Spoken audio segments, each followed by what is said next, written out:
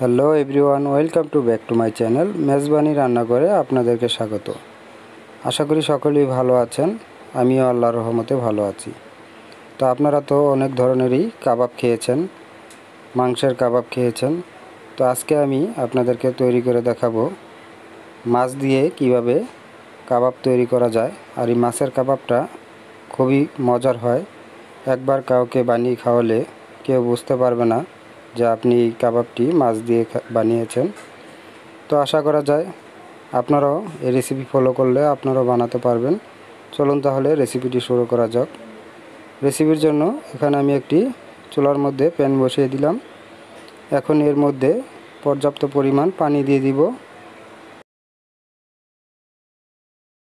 তো পানিটা দেওয়া হয়ে গেছে। এখন আমি এর মধ্যে দিয়ে দিব 2টা তেলাপিয়া মাছ। আর এই মাছটা দেওয়ার পরে এখন আমি এর মধ্যে দিয়ে দিব 1 টেবিল চামচ পরিমাণ লেবুর রস। তো লেবুর রস বা ভিনেগার থাকলে ভিনেগারটাও আপনারা দিতে পারেন। তো লেবুর রসটা দেওয়ার কারণে মাছের যে একটা আষ্টে গন্ধ আছে সেই গন্ধটা আর থাকবে না। তো লেবুর রসটা দেওয়ার অবশ্যই চেষ্টা করবেন। তো এখন আমি একটি ঢাকনা দিয়ে ঢেকে দিব, মাছটাকে ভালোভাবে সিদ্ধ করে নিব। তো এ পর্যায়ে ঢাকনাটা খুলে চেক করে নিব। তো ঢাকনাটা খুলে নিলাম, মাছটা সিদ্ধ করা হয়ে গেছে। এখন আমি চুলার জালটা বন্ধ করে দিয়ে মাছ ঠান্ডা করে নিব। আর মাছটা ঠান্ডা করে নিয়ে মাছ থেকে কাঁটাটা ছাড়িয়ে নিব। তো এখন আমি এই পর্যায়ে আরেকটি প্যান বসিয়ে দিলাম চুলার মধ্যে। এখন দিয়ে দিব 1 কাপ মুসুরির ডাল। এর মধ্যে দিয়ে দিব পরিমাণ মতো পানি। পানিটা আপনারা এই পর্যায়ে দিবেন যাতে করে পানি শুকিয়ে যায় আর ডালটাও সিদ্ধ করা হয়ে যায়। তো এখন আমি এর মধ্যে দিয়ে দিব 1 চামচ পরিমাণ আদা রসুন বাটা, আর দিয়ে দিব স্বাদ মতো লবণ। এখন দিয়ে দিব সামান্য একটু হলুদের গুঁড়া। তো সবগুলো উপকরণ দেওয়া হয়ে গেছে। এখন আমি একটি চামচ দিয়ে ভালোভাবে নেড়ে চেড়ে মিশিয়ে নিব। এখন আমি ঢাকনা দিয়ে ঢেকে ডাল সিদ্ধ করে নিব। তো ঢাকনাটা খুলে নিলাম, ডালটা আমার সিদ্ধ করা হয়ে গেছে। এখন আমি কাটা ছাড়া সেই মাছটাকে নিয়ে নিলাম। এখন আমি এ পর্যায়ে দিয়ে দিব মাছের মধ্যে 1 কাপ ডাল, 1 চামচ পরিমাণ আদা রসুন বাটা, আর দিয়ে দিব 1 চামচ জিরা বাটা। এখন দিয়ে দিব 1 চামচ পরিমাণ ধনিয়া গুঁড়া, আর দিয়ে দিব 1 চামচ মরিচের গুঁড়া।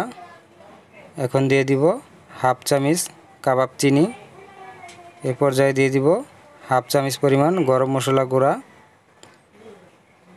এখন দিয়ে দিব 1/2 চামচ পরিমাণ সাদা গোলমরিচ, আর দিয়ে দিব 1/2 কাপ পরিমাণ পেঁয়াজ কুচি, আর দিয়ে দিব 1/2 কাপ পরিমাণ পেঁয়াজের বেরেস্তা, আর দিয়ে দিব পুদিনা পাতা।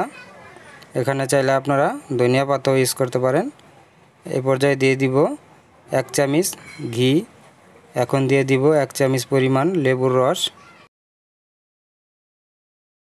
এখন আমি দিয়ে দিব টমেটো সস। টমেটো সসটা দিয়ে এই পর্যায়ে দিয়ে দিব সামান্য একটু টেস্টিং সল্ট। এটা চাইলে আপনারা স্কিপ করতে পারেন। এখন আমি সবগুলো উপকরণ ভালোভাবে মিশিয়ে নিব। এ পর্যায়ে দিয়ে দিব একটা ডিম। ডিমটা দিয়ে এখন আমি আবারও ভালোভাবে সবগুলো উপকরণ মাখিয়ে নিব। তো এখন দিয়ে দিব কাঁচামরিচ কুচি, আর দিয়ে দিব বেট গুঁড়ো। বেটগুলোকে আমি ব্লেন্ডার জারে গুঁড়ো করে নিয়েছি। এখন আমি সবগুলো উপকরণ মাখিয়ে নিব। তো বেটগুলো দিয়ে আমি খামিরটা মাখিয়ে নিয়েছি। এখন খামিরটা তৈরি করা হয়ে গেছে। এখন আমি হাতের মধ্যে তেল লাগিয়ে অল্প অল্প করে নিয়ে টিকাগুলো বানিয়ে নিব। আমি আপনাদেরকে টিকাগুলো বানিয়ে দেখাচ্ছি। হাত দিয়ে গোল করে এভাবে করে সবগুলো টিকা তৈরি করে নেবেন। খেয়াল রাখবেন টিকাগুলো যখন গোল করে নেবেন তখন জানি ফাটল না থাকে। টিকার গায়ে যদি ফাটল থাকে তাহলে তেলের মধ্যে দিলে ভেঙে যাওয়ার সম্ভাবনা থাকে।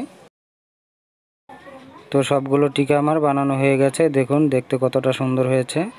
এখন আমি একটি প্যানের মধ্যে পর্যাপ্ত পরিমাণ তেল গরম করে নিয়েছি। এখন আমি টিকাগুলো ভেজে নিব। টিকাগুলো ভাজার সময় খেয়াল রাখবেন চুলার আঁচটা যেন একদম লোতে থাকে। অল্প আঁচে টিকাগুলোকে ভেজে নেবেন, তাহলে খুব সুন্দর ভাজা হয়ে যাবে। আর বেশি আঁচে টিকাগুলো যদি ভাজেন তাহলে উপরে লাল হবে কিন্তু ভিতরে সিদ্ধ হবে না। তো সবগুলো টিকা আমি এভাবে করে ভেজে নিব। এখন আমি আপনাদেরকে পরিবেশন করে দেখাচ্ছি। দেখুন টিকাগুলো আমার ভাজা হয়ে গেছে, দেখতে কতটা সুন্দর লাগছে। তো আমার এই রেসিপি যদি আপনাদের কাছে ভালো লেগে থাকে, লাইক কমেন্ট শেয়ার করবেন। আর নিয়মিত ভিডিও পেতে প্লিজ আমার চ্যানেলটি সাবস্ক্রাইব করে দিবেন আর পাশে থাকা বেল আইকনটি অন করে দিবেন। দেখা হবে আবারও নতুন কোনো রেসিপি নিয়ে। সকলেই ভালো থাকবেন। আল্লাহ হাফেজ।